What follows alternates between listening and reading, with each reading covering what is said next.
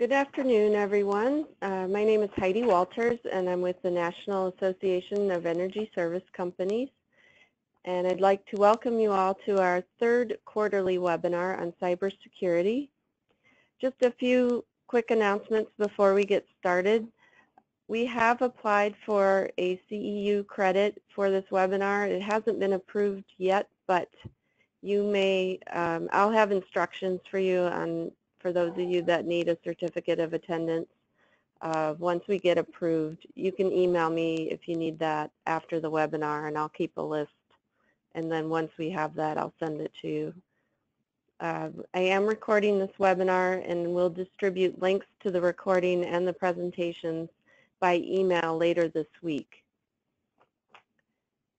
We will have all Q&A at the end of the webinar. You can submit them throughout, but we'll take care of that at the end. NAESCO is pleased to have two speakers today. We have Dr. Carol Hawk, who serves as Acting Deputy Assistant Secretary for the Cybersecurity for Energy Delivery Systems Division within the Cybersecurity, Energy Security, and Emergency Response Office of the Department of Energy. And Daryl Haegley advises and oversees the strategic cybersecurity effort to protect the control systems and operational technology at the Department of Defense. So I'd like to thank both of you for doing this today. I think everyone's pretty excited about this webinar. So without further ado, I will turn over to Dr. Hawk. Thank you. Thank you very much for the opportunity to speak with you today. And I'm hoping this inspires some ongoing conversations. My contact information is on the last slide. Feel free to reach out at any time in the future. So next slide, please. The Department of Energy has been working in cybersecurity for energy for well over a decade now. The first two slides show first the ONG, or oil and natural gas infrastructure architecture. Next slide, please.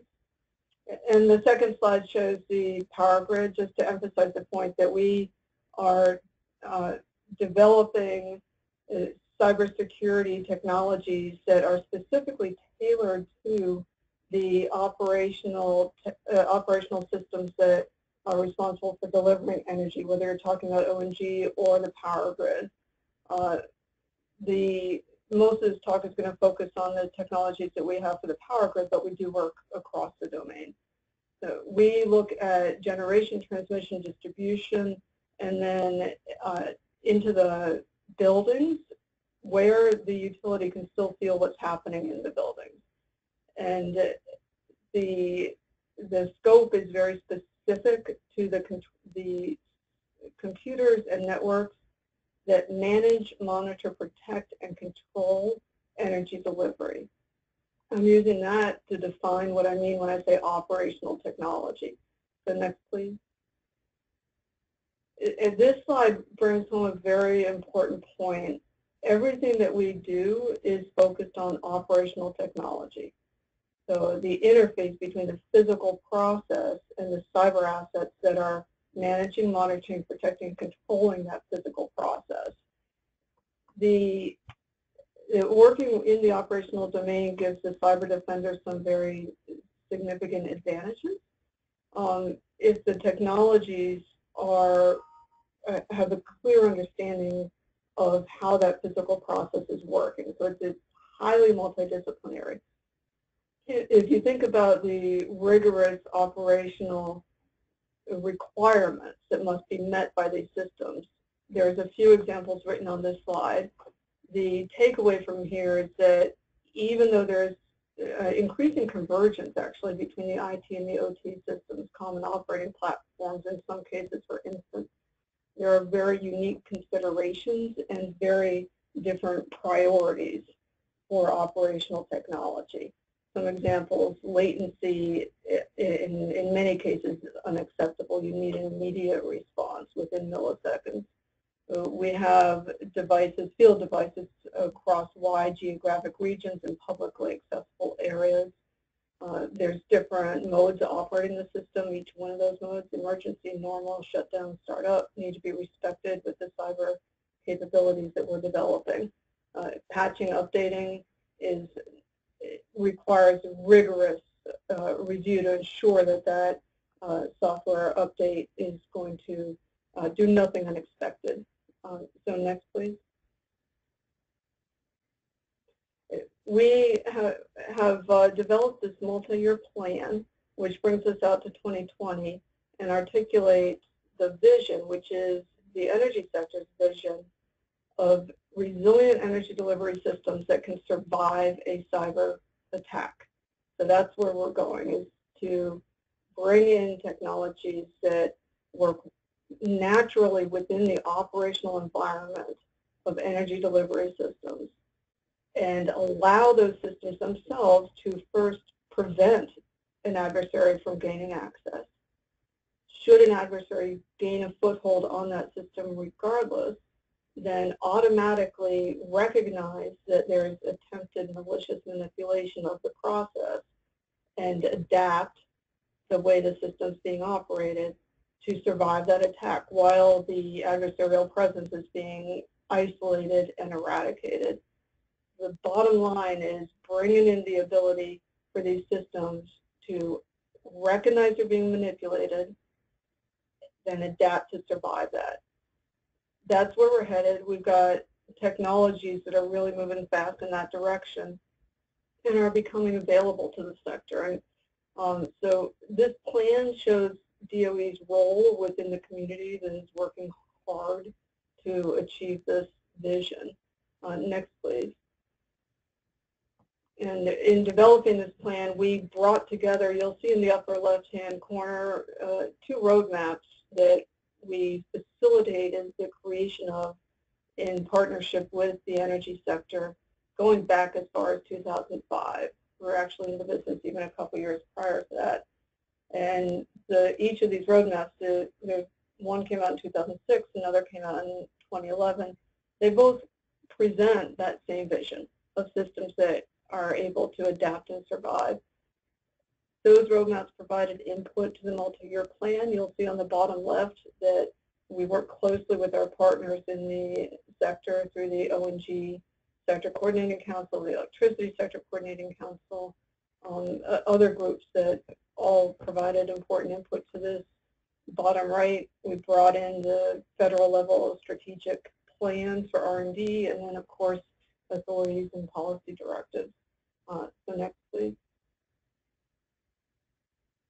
These three goals you will find in the multi-year plan, and all of this is hanging off of our website, and you're very welcome to take a look at it, and if you have any aspects of it you'd like to follow up on, just reach out, and I'd be more than happy to have that discussion.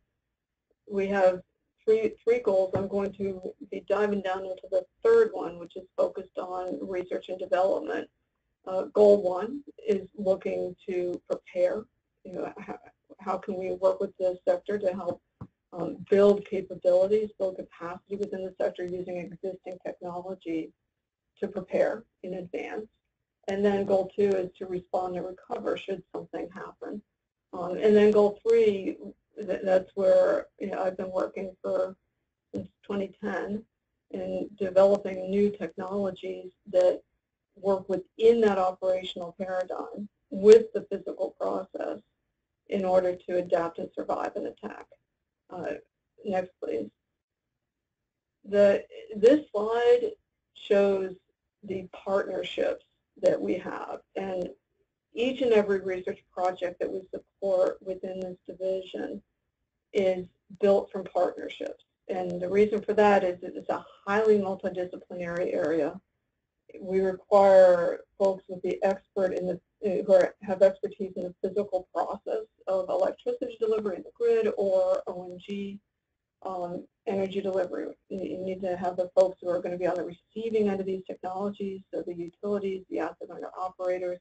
You'll see in the left-hand side here, we've got over 30 asset owner operators that have participated, the folks that supply the components and the systems, you will see on the solution providers, we've got over 30 folks in that business as well, over 25 universities, 10 national labs. There is a whole lot of activity within this community of dedicated people working to ensure that the cyber defender is well positioned to protect these energy delivery systems.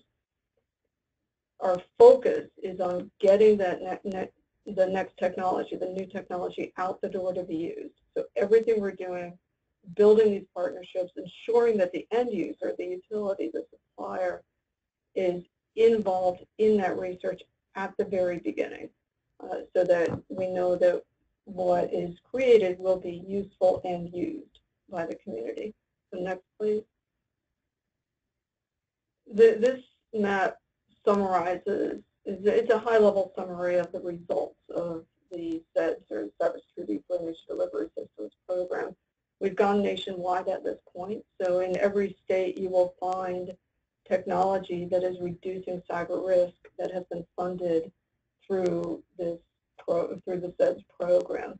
What we work to do is reduce business risk for entities who may be able to develop a technology that works well within the operational system of energy delivery, but for which there may not be an immediate business case. However, the technology is needed for national security to help these systems be able to survive, first prevent and then survive. So reduce the business risk so that folks can work to develop new capabilities for the sector. And we do that through partnerships, and that is how we have gone nationwide, is bringing everybody in the community into this picture. Everything we do is through the competitive process. And we look to work with the community to develop research gaps, and then we put out solicitations that ask for solutions to those gaps. And doing it that way, obviously we get the best results through that competitive process. And so if you'd like to keep an eye on the netl.gov or the fedconnect.gov websites, when opportunities become available, they're posted there. And in the meantime, you can look through our online presence, the CESER website for Department of Energy, and we have all of the projects in the portfolio there. And if you see anything of particular interest, please let me know or contact the researchers directly. And it's a good way to understand what we're doing that, and also reading through the multi-year plan and the roadmaps that were its predecessors. All right, next please. So now I'm going to dive down into that goal 3, which is categorized in 2 broad buckets here. One is thinking about first prevent, and then detect and mitigate incidents in today's systems. And I have some examples there of strategic approaches that we're taking. And then the second category there is looking forward to future grid architectures and designing cybersecurity into those architectures at the beginning. So you can read this in the multi-year plan. The general idea: first, decrease the cyber attack surface to the greatest extent possible. One characteristic of operational technology is that, and which makes it distinguished from its IT counterparts, is that there should be nothing unexpected that happens on a control system. It's managing a physical process. So everything that happens, every process, every communication, every port used, every piece of firmware, everything there is doing what it ought to do in a very limited, focused function. Excursions from that deterministic behavior could signify a malicious entity attempting to change the way that that process is working. So a deny by default is quite effective to shrink that cyber attack surface. And we have technologies that are now deployed throughout the nation that provide that capability for some of these systems. That's one example of being able to first prevent, and then under detecting and mitigating, just being able to understand in real time what is happening on that system moment by moment. And then thinking about future grid architectures, you can envision microgrid systems and microgrids. That's one of many examples of the way that the architecture could evolve in the future. Increasing integration of distributed energy resources, another possibility that is underway. And all of these future scenarios require cybersecurity to be built in at the beginning in such a way that it is very natural to how the system operates. Next, please. So some examples of the work that we're doing under each of these. Preventing, we've got some work going on in quantum key distribution. Los Alamos is working on that for us, Oak Ridge, and then there is a company, Cubatech, that grew from some of these efforts. The importance of QKD is that the presence of an adversary is revealed in real time at the moment the attempt is made to intercept the exchange of a cryptographic key. That key is then used in traditional cryptographic algorithms. So we're looking at using the principles of quantum physics to secure the exchange of that key and tailoring that to the energy sector domain. In terms of detecting attacks, you can again use to great advantage, and this is both detecting and mitigating this example here. You can use to great advantage the fact that you're managing a physical process. Physics works. You can run some very rapid models to understand whether or not, for instance, a protective relay has received a command that is legitimate and does need to be executed well within the 4 milliseconds. That's the criteria for that. Or could that command potentially jeopardize grid stability, in which case you can suspect that it might be malicious and then treat it in accordance with the policies for that particular utility. So that's an example of being able to use the physics of that process that's being controlled to feed into the cybersecurity, so the process can actually protect itself. So next, please.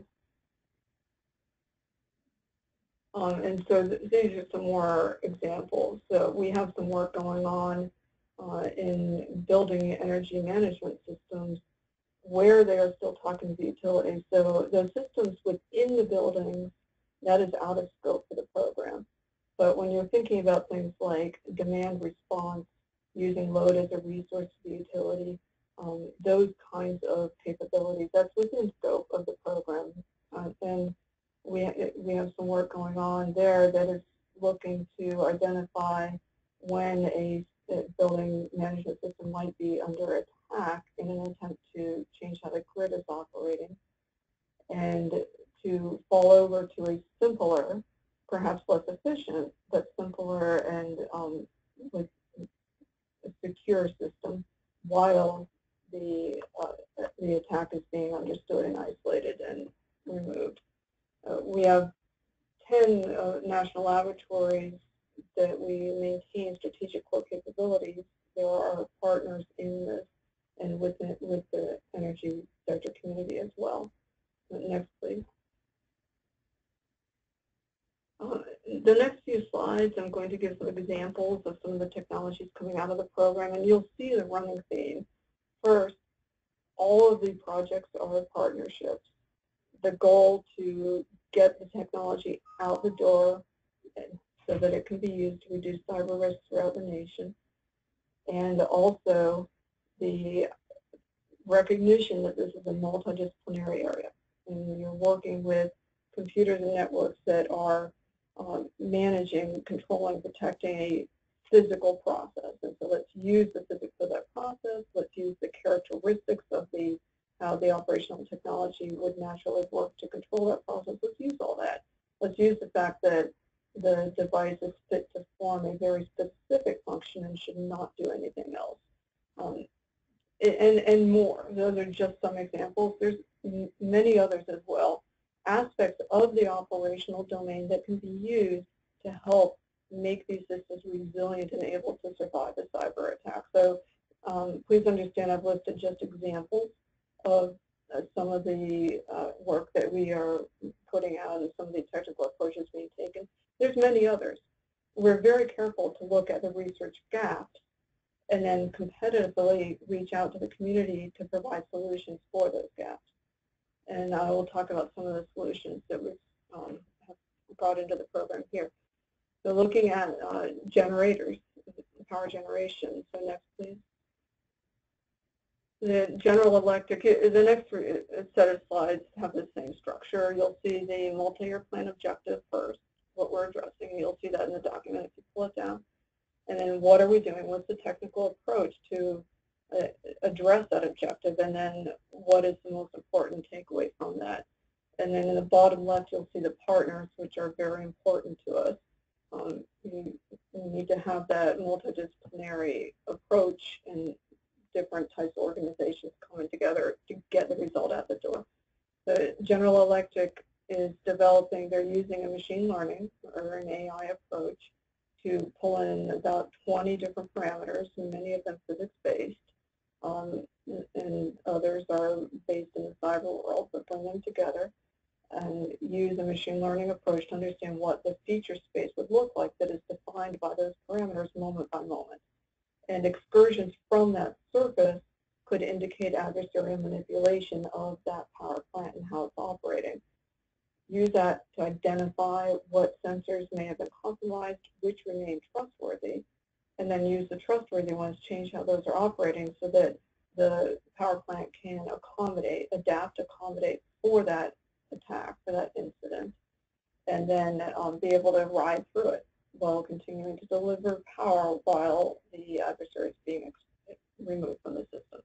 So you can, this is one example. Again, it's using how that system operates to great effect for cyber defense. Next, please.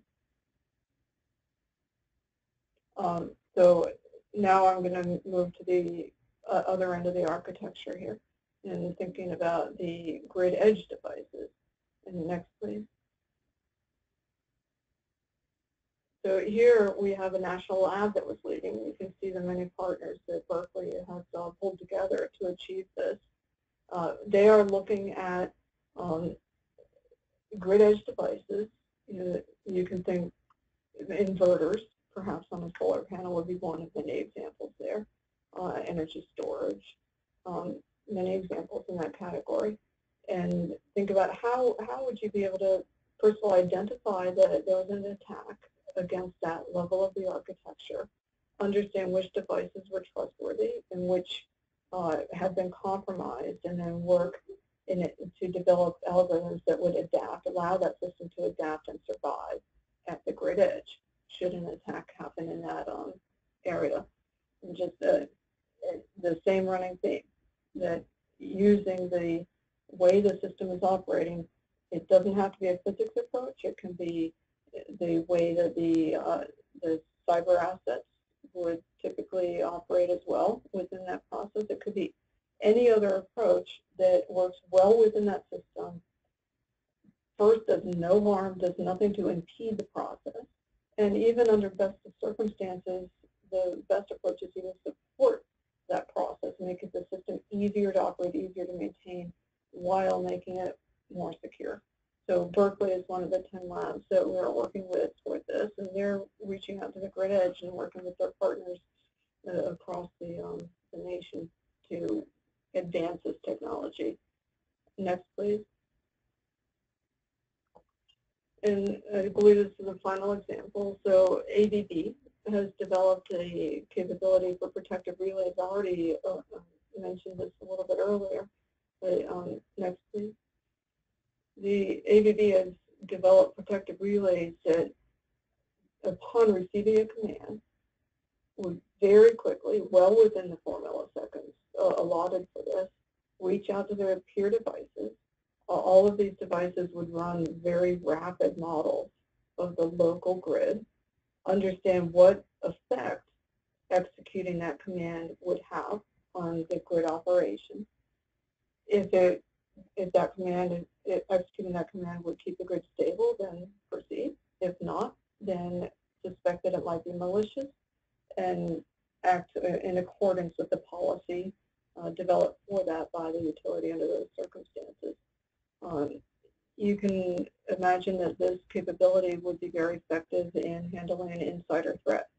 A person who understands very well how that system works and attempts to misuse the functionality, have the protective relay in this case perform a function for which it was designed, but would not be appropriate under the immediate operating circumstances.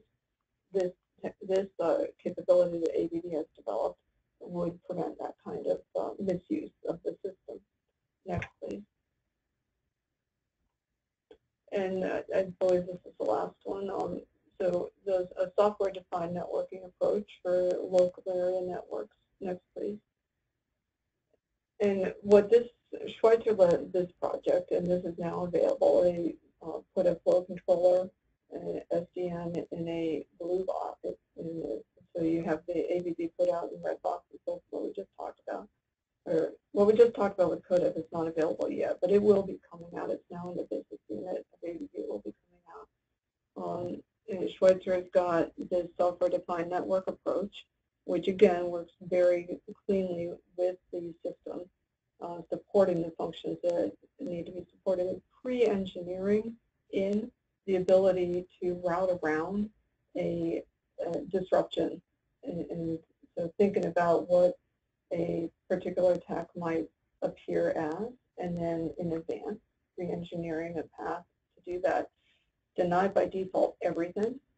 So, and everything means everything. They've denied by default any unexpected cyber activity.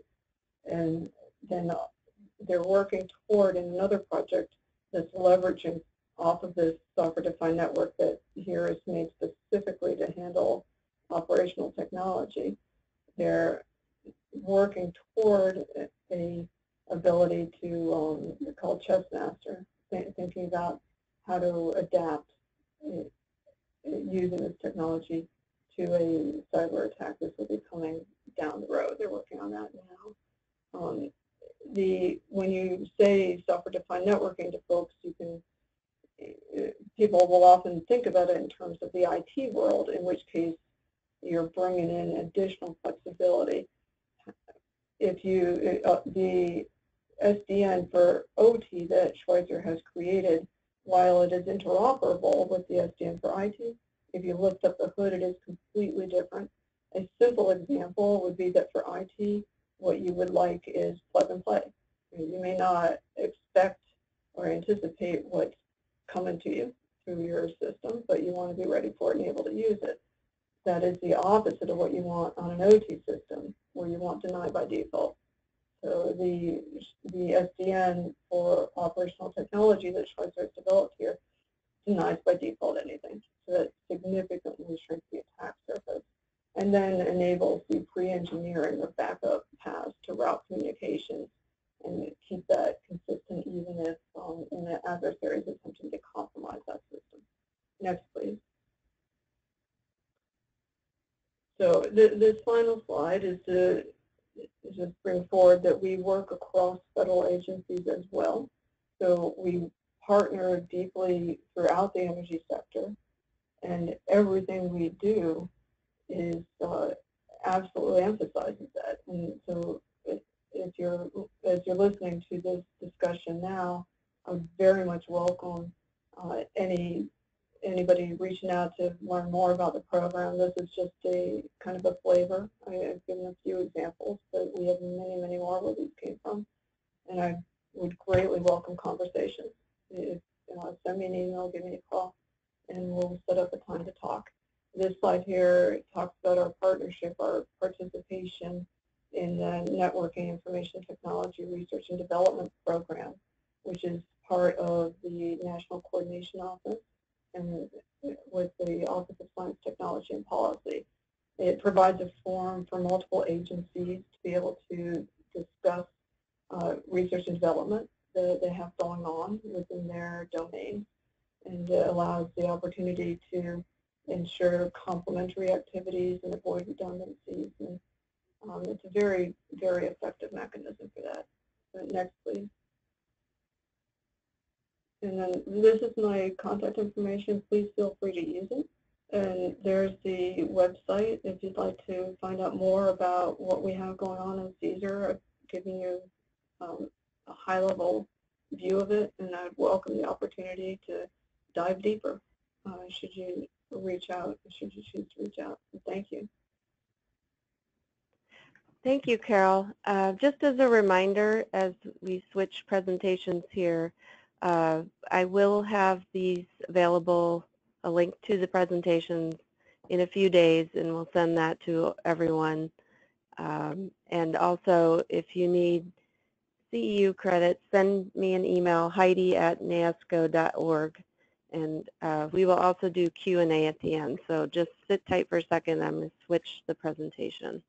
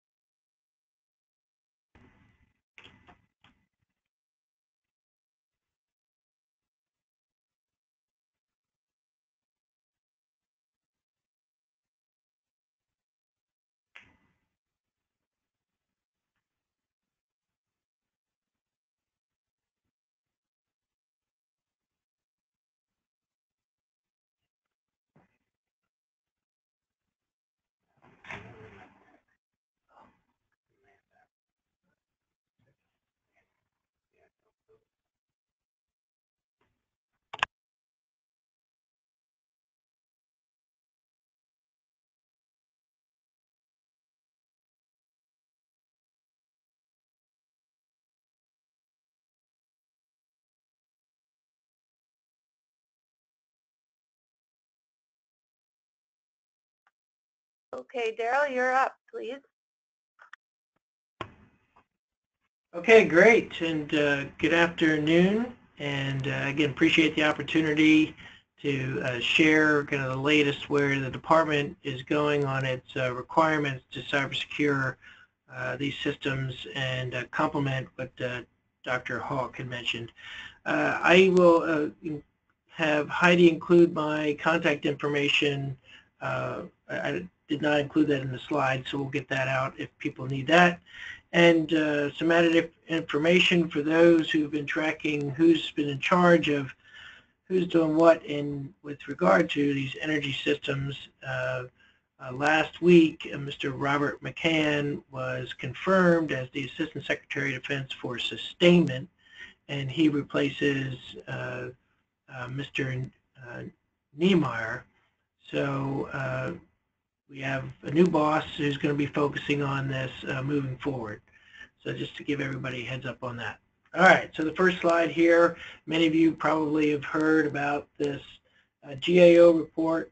It's got a great catchy title, and you know, can neither confirm nor deny all the information published in such a report, but I know that many of you are familiar with essentially that last paragraph on the right, is that you work with these systems, you know that they have been built long ago, and as Carol noted in her slides, you know, a lot of these things were designed and built for performance and being up, you know, 24/7 for 20, 30 years at a time, and security was not always a requirement in there. So next slide.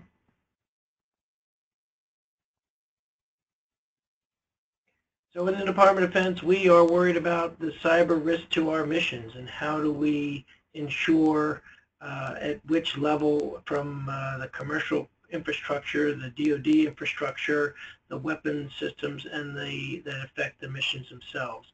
So where does cyber play a role in that, and where does control systems or operational technology? As you can see there on the right, it's got both IT and OT throughout, and we also recognize the supply chain risk management challenges across those functions, as well as defense industrial base cybersecurity. So we have been focused, especially in my office, on articulating policy so that we set the requirements in place, and oversight so that we get the right reporting and metrics to monitor our capabilities and requirements to those policy memos. Next, please. So it may seem that 2018 is the year of the policy, if you will. So we've got a national defense strategy that was published in May, a national cyber strategy that was just published last month. We had a DoD cyber strategy that was also published in September. And then the Department of Defense, I've been working with a number of folks within the services and the agencies, and we were able to get a memo up and signed by the Secretary of Defense, Deputy Secretary of Defense in July to focus on control systems that supported DoD-owned critical infrastructure. That memo is FOUO, so I'm not able to share that. But also, at the same time, as Carol mentioned, DOE had put out their energy sector cybersecurity in March, and DHS put out theirs in May. I highly recommend everybody be familiar with how your system and operations support all of these, as the more that you can align yourself with, the better. I've got an excerpt there from DHS's plan, and I know there's a lot of we're seeming to hope we're doing better or improve and increasing, and this says by 2023. So I know with Carol's programs and a lot of the efforts we're trying to do in 2023, we're trying, in Department of Defense, we're trying to get there sooner than that mark, just to let you know. But again, they're very important. You've got to get a link to the top-down requirements so that you can ask for resources and build things to go against them. Next.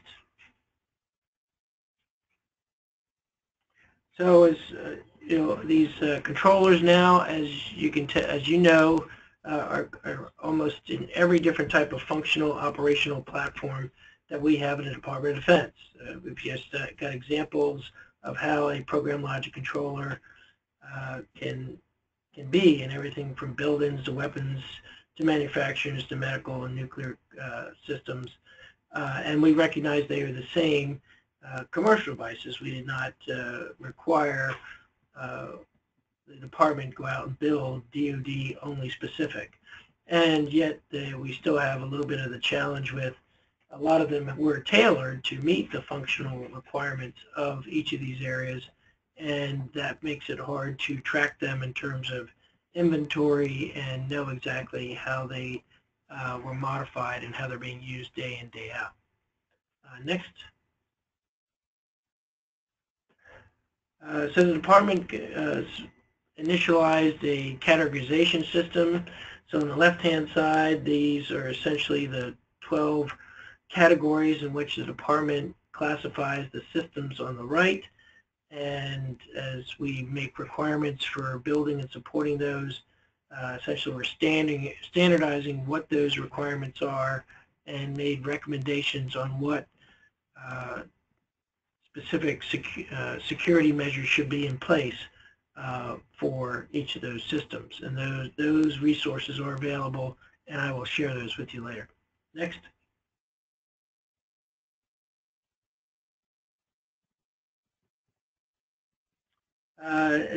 The picture there is a representation of the level control system architecture that we have in our facilities, Unified Facilities Criteria Guide. But essentially, level 0 is where the sensors are, and with level 5 is the internet connectivity there.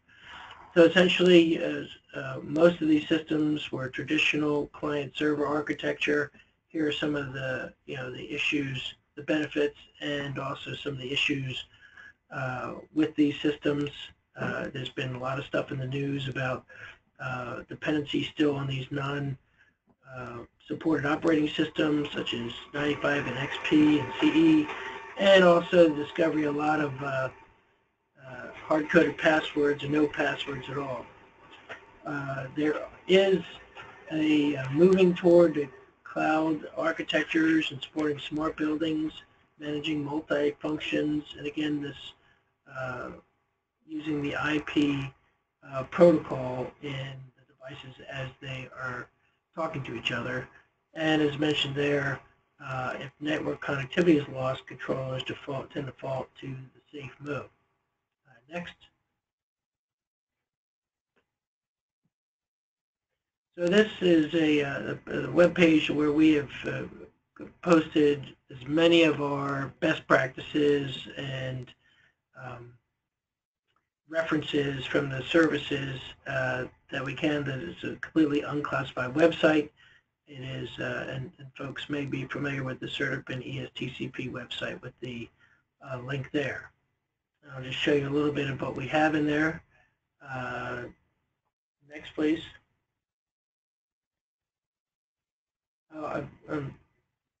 Yeah, just so within that web page, everything from how to do inventory, how to get started with the RMF process, commissioning, decommissioning, such in those actions.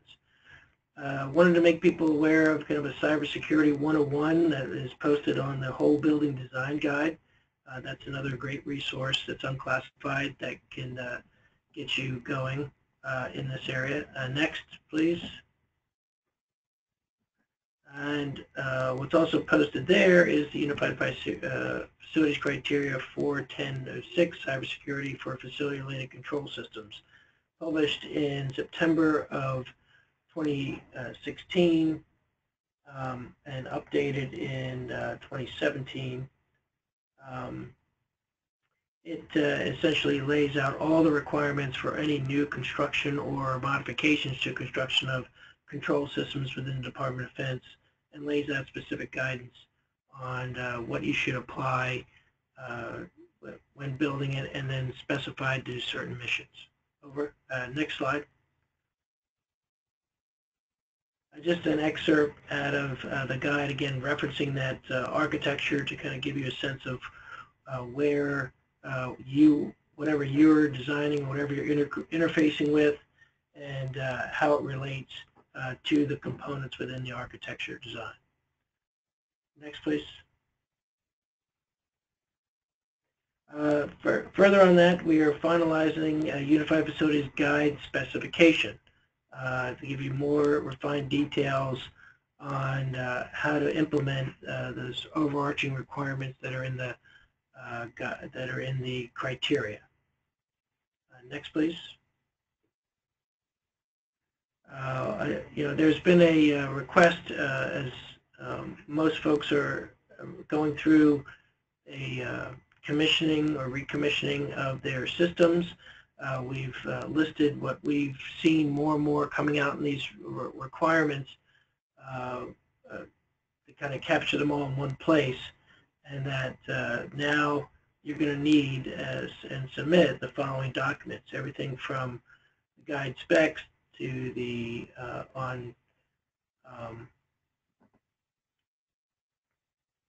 facility-related control systems, the schedules, also linking in there contractor temporary network compliance statement, factory accepted test, and another checklist, the advanced cybersecurity for ICS tactics, techniques, and procedures, fully mission capable baseline, a information security contingency plan, system security plan, security audit plan, and security monthly audit report.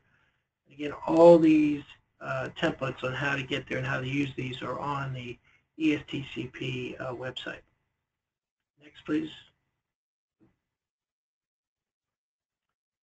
There is, if you've got a very complicated area and have a number of different systems that need to be pulled together, you may have the requirement for a Facility Control Systems Operations Center, and then this also spells out how you can pull what information you need to pull together, and also to begin applying security technical information guides or STIGs as part of your factory acceptance testing and site testing. Next. As was very predominant in the traditional IT environment, the requirement in best practices and tactics, techniques, and procedures is develop a test and development environment. Although in this area we recognize due to the high cost that has been one of the things that has not been done, but this is, we're recommending that somehow when you design something, you're able to design a capability to have a test and development environment to practice with your patches and your updates and those and your STIGs, and also have that developed as you're going through the total construction, so that you're able to do your site acceptance testing to complete. And all this is, again, reiterated in the TTPs that are required to be used by the Department of Defense. Next.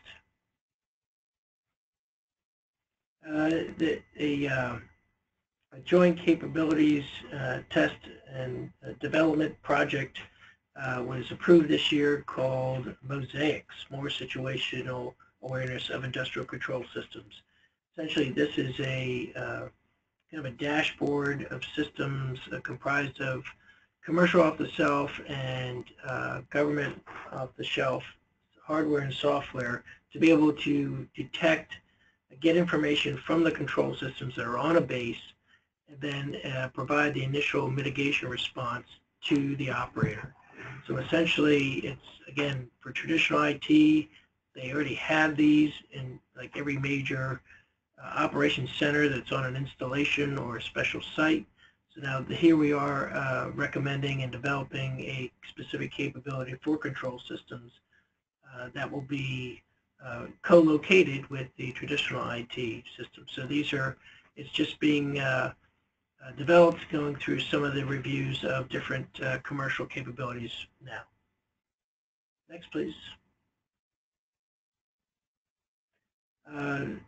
We've, over the last year, and there is a GAO report that recommended that DoD provide more specific requirements on privatized utilities and how they handle their information and how they handle the information related to providing utilities on an installation and support the missions. So what we have in there is essentially an excerpt that aligns with the DFAR 712, which essentially says, develop a cyber risk management plan, which includes kind of 4 major parts. Is that a privatized utility would have to have some sort of system security plan of action and milestones on implementing incident response plan and procedures in case they are exploited, and a data handling and marking policy. So as we've been in discussion with a number of privatized utilities, a lot of them have some of these things partially assembled or many of them assembled but not all put together. So the feedback we've been getting so far is that this is not that far of a stretch, and we're hoping that the policy requirement should be signed out here in the next month or two. Next. And why is this a concern? So this is a slide that we obtained on kind of the scorecard on each of the services there. You see Army, Navy, Air Force, DLA, and others, and the contracts that are supporting them. How many of those contractors have fulfilled and submitted the DFAR's clause 7012, that if you handle unclassified, controlled unclassified information, that you need to apply those provisions, as was previously mentioned. So what we decided was we were going to make this as easy for everybody as possible. And again, we laid out all the requirements on that ESTCP website to help you formulate your system security plan, your plan of action and milestones, your reporting procedures. Next. I want to keep reiterating the fact that, and I know within the DoD CIO, they're looking at more ways to measure the cyber effectiveness of organizations that support the department.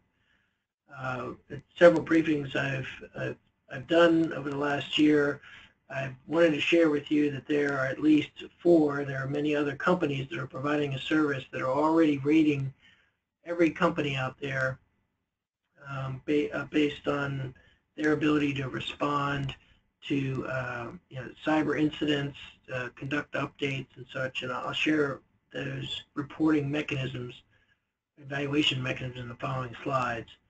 But here is essentially a top 19 list of defense industrial-based companies, and essentially they have a cyber score, a rating, that mirrors the financial credit scores, so from 300 to 900.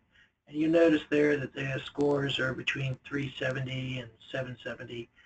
And, I've had some interesting discussions with folks on, whether a score like this should be part of the decision-making in DoD contracts. And those who've had a good score have said absolutely, and those who have not have said we need to fix our score. The next couple slides kind of lay out how they do this. Next, please. Whether you have paid for the service or not, each of these groups has developed this, and we found that a lot of them, your competitors have paid to have these ratings done on you so that they know how they rate against you. Essentially, they take all the information that is aligned with your IP address for your organization, and they rate a number of factors. I'll show that next. But essentially, this slide here shows, oops, sorry, go back one. So this is the blue, right there. This in the blue shows the industry average, and that 510 score, as you see, is below industry average. So obviously, you'd want to do better than that. Next. So here are the items in which are being evaluated, whether there have been botnet infections against your, revealing these compromised systems and events per month, spam propagation, malware servers, potential exploitations, unsolicited communications, and it kind of maps it here. And essentially, for approximately around $2,000 a year, you would have this type of queuing. As you can see, these are daily infections. It tells you where the origin is, what it is, and you can just click on it and get details. Next, please.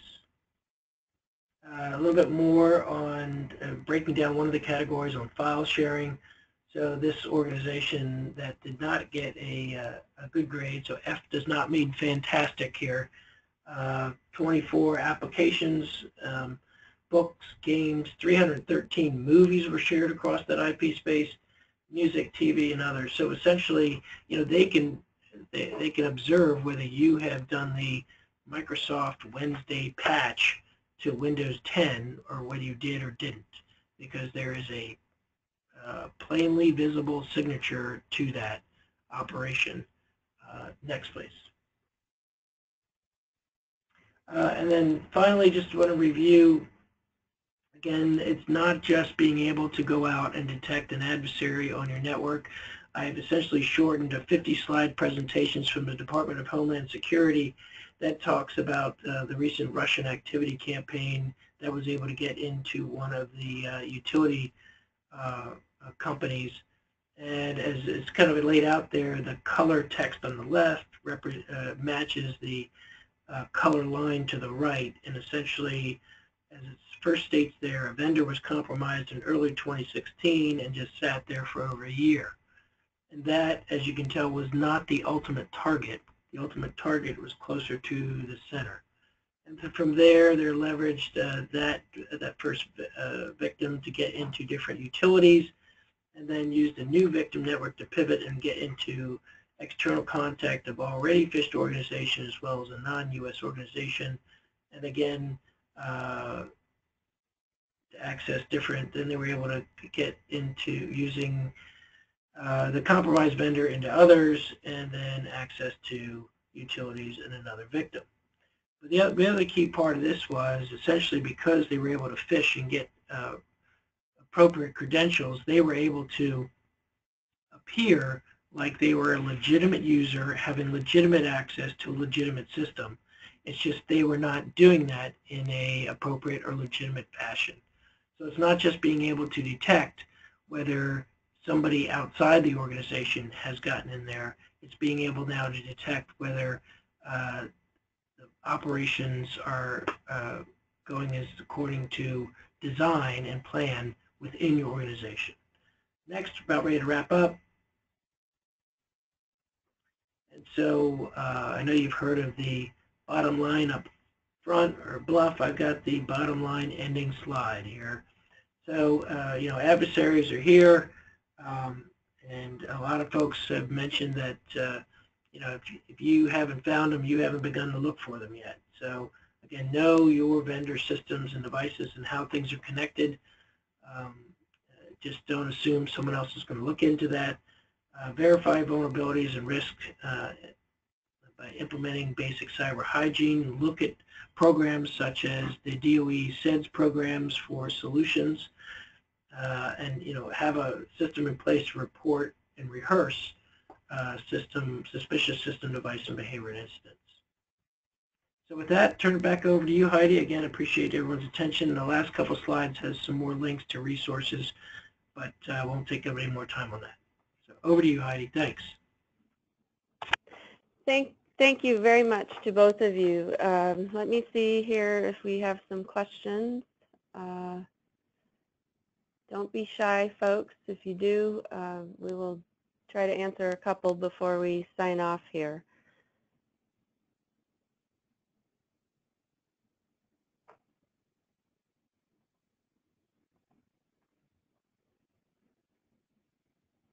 Well, so far I don't have any, but oh, someone did ask, what is CUI? So CUI stands for Controlled Unclassified Information, which is, this started several years ago. I guess we're probably almost past 10 years, where the goal was to replace the for official use only mechanism and the ways that we had labeled data, unclassified data, but data that we didn't think should be publicly available. So if you Google that, you could find out if you want more information on that. But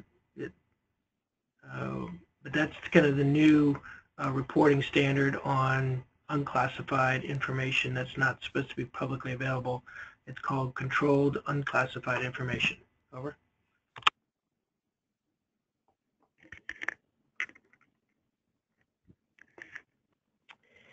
Okay, well, that's it. Again, we will make sure you have everyone's contact information once we get the slides up on the links. We'll make sure we have Daryl's stuff too, so you can ask follow-up questions after this webinar. And thank you all for participating, and we hope to see you at our next one, which I believe will be December 10th. But more information will be sent out soon. So thank you very much.